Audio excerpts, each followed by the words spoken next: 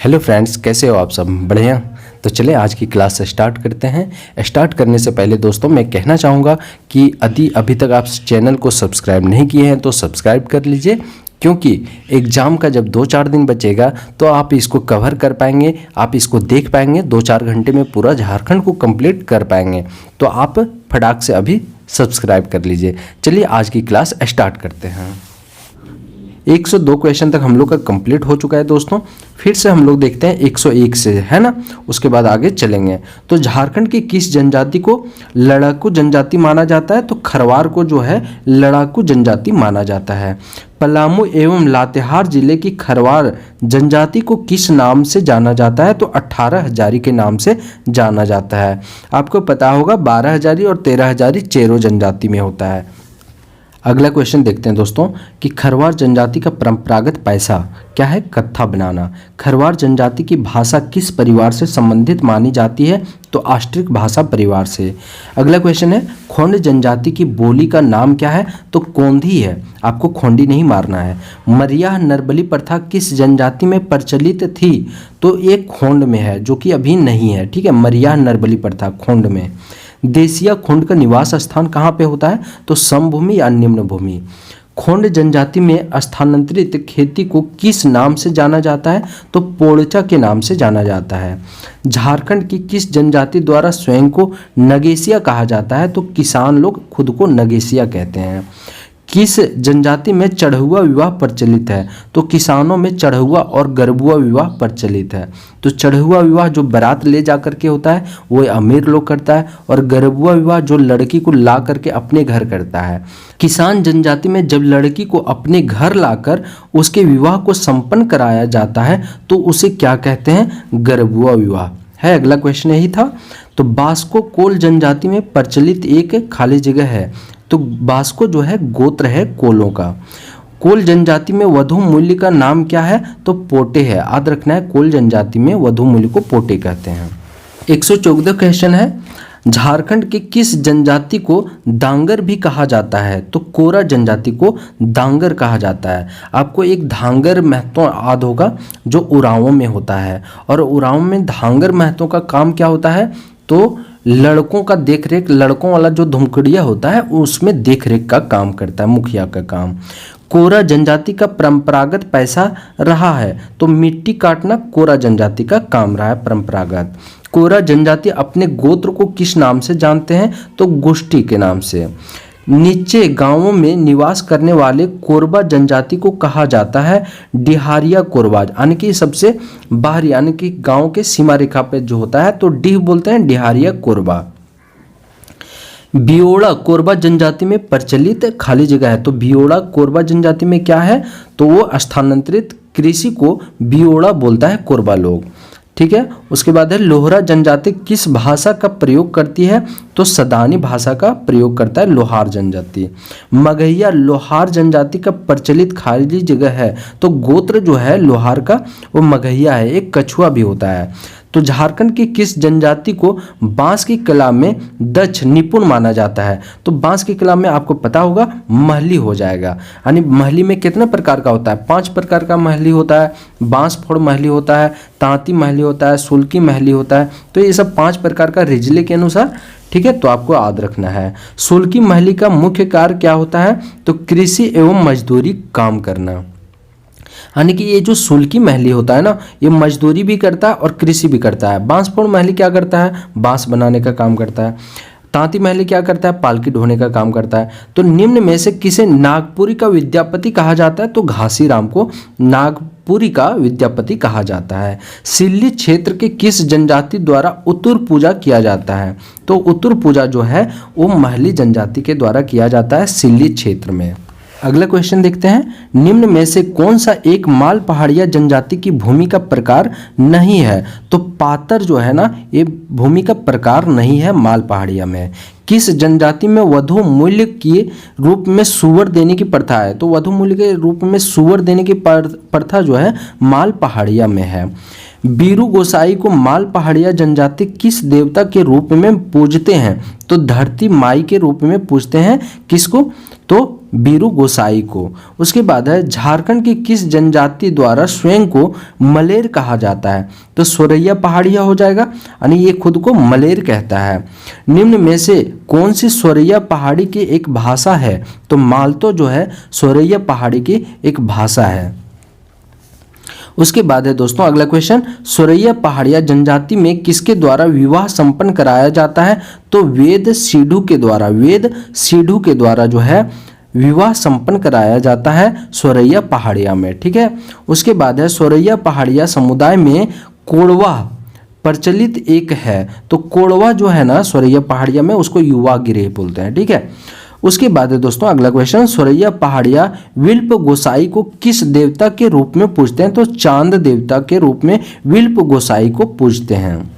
निम्न में से किसके द्वारा सोरैया पहाड़िया जनजाति के धार्मिक कार्यों का संचालन किया जाता है? तो किसके द्वारा? कांदो मांझी के द्वारा धार्मिक कार्यों का संचालन किया जाता है। अगला क्वेश्चन है, सोरैया पहाड़िया द्वारा सलियानी पूजा किस माह में की जाती है? तो चैत्र माह में सलियानी पूजा किया जाता है सोरैया पहाड़िया के द्वारा। अगला क्वेश्चन देखते हैं दोस्तों, पढ़ैया जनजाति के लोग अपने झोपड़ी नुमा घर को क्या कहते हैं? झाला कहते हैं।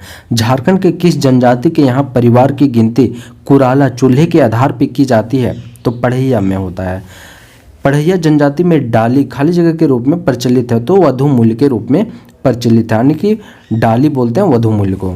किस जनजाति में मुआ पूजा पूर्वजों का पूजा का विशेष महत्व है? तो पढ़ैया में जो है मुआ पूजा का महत्व है। झारा वासु और जंटा पाते सबर जनजाति का क्या है? तो उपजातियां हैं। धरती जवाएं जनजाति समाज का प्रचलित है। तो धरती जवाएं क्या है? तो विवाह का प्रकार है।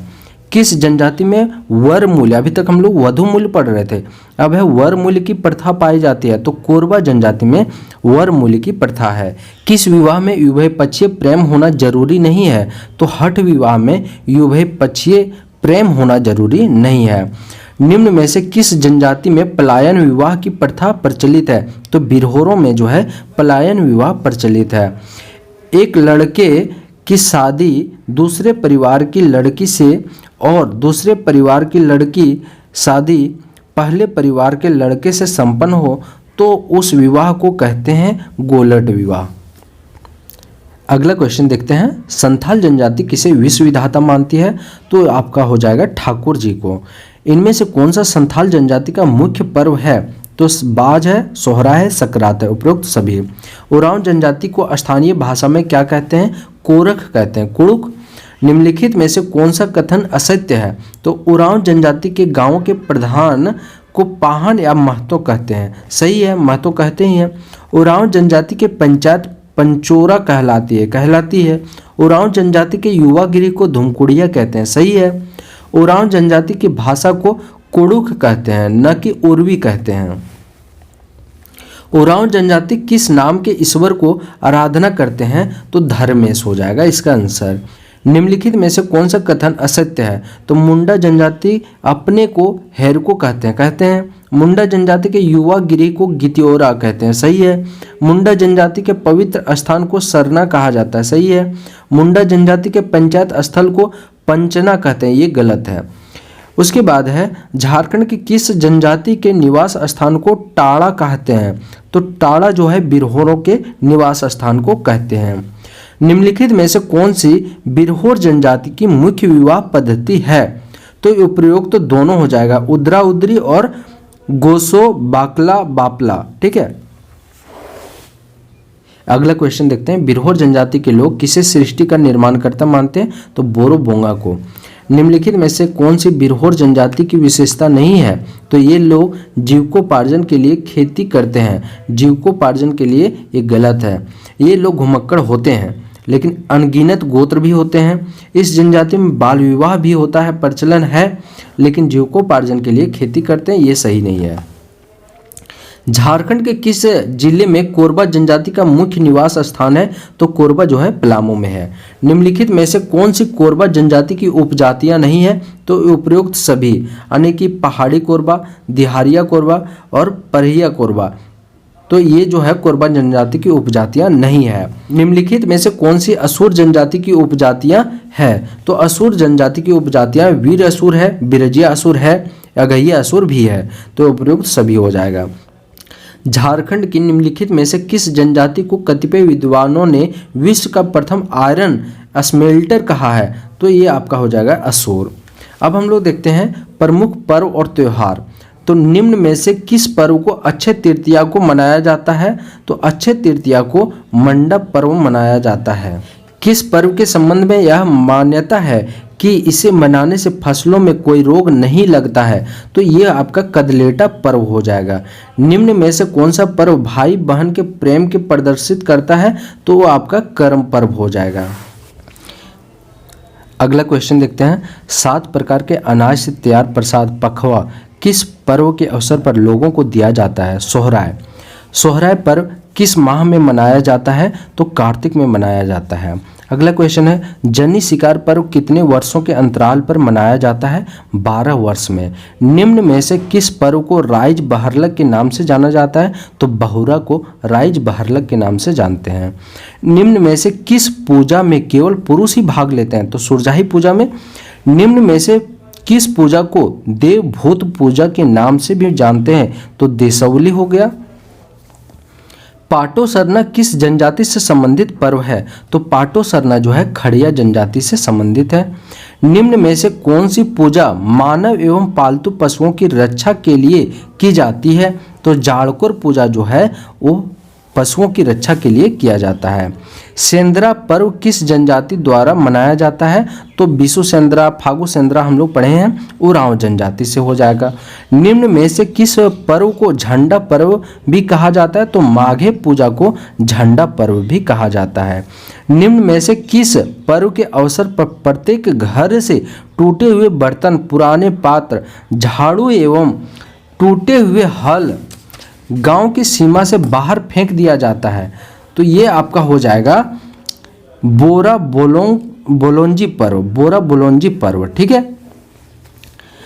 जनजाति समाज में जब तक बा पर्व नहीं मनाया जाता तब तक खाली जगह के फूल को घर में लाना वर्जित होता है। तो कौन सा फूल? साल का फूल घर नहीं लाया जाता है। अयप्पा पूजा पर्व रांची में रह रहे दक्षिण भारतीय लोगों द्वारा किस माह में मनाया जाता है? तो दिसंबर के माह में मनाया जाता है। प्रमुख मेले देखते हैं।